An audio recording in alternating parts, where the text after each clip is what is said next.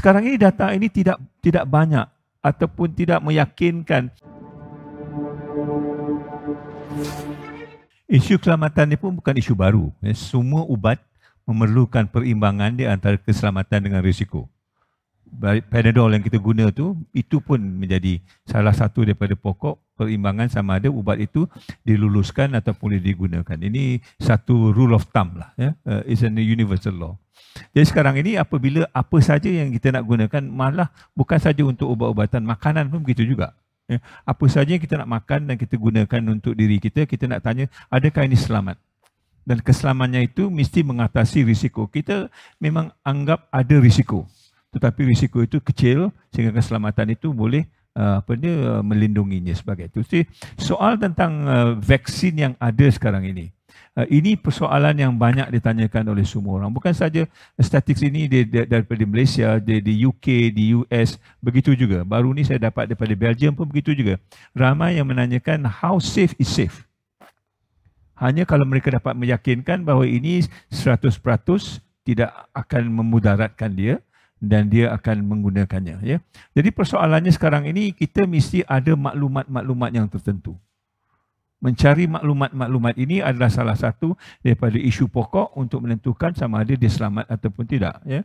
Dalam kerja untuk mengimbangi ini is to look at the data. And the data must be a scientific data, evidence-based, transparent, ya, yang kita boleh persoalkan. Maknanya debat macam ini digalakkan. Kalau kementerian nak membuat sesuatu, dia mesti memberi maklumat yang setimpal dan kita boleh mempersoalkan. Kerana kita kesudahannya akan menjadi, kalau tidak betul, menjadi mangsanya.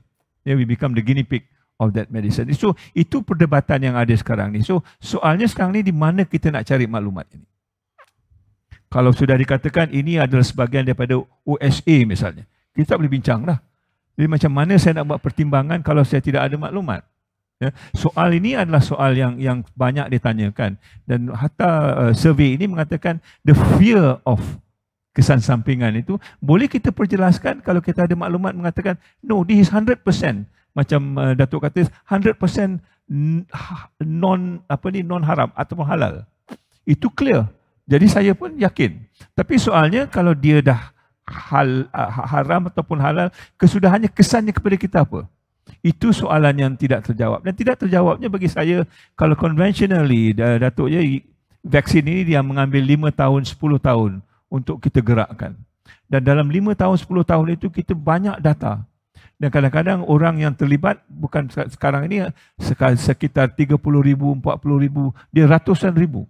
Jadi maknanya data yang kita dapat secara umumnya lebih luas dan lebih banyak untuk meyakinkan kita. Sekarang ini data ini tidak banyak ataupun tidak meyakinkan kerana sampel yang kecil ataupun ada juga individu mengatakan bahawa ini masih dirahsiakan ataupun statement-statement yang mengatakan kita akan kaji lagi 6 bulan. Kalau kita kaji 6 bulan lagi, mengapa kita gunakan sekarang? Mengapa tidak tunggu 6 bulan? Ini soal-soal yang boleh dibincangkan dan soalnya sekarang ini di mana kita nak mendapatkan maklumat-maklumat yang jelas yang meyakinkan kita bahawa kesan sampingan ini boleh kita tangani.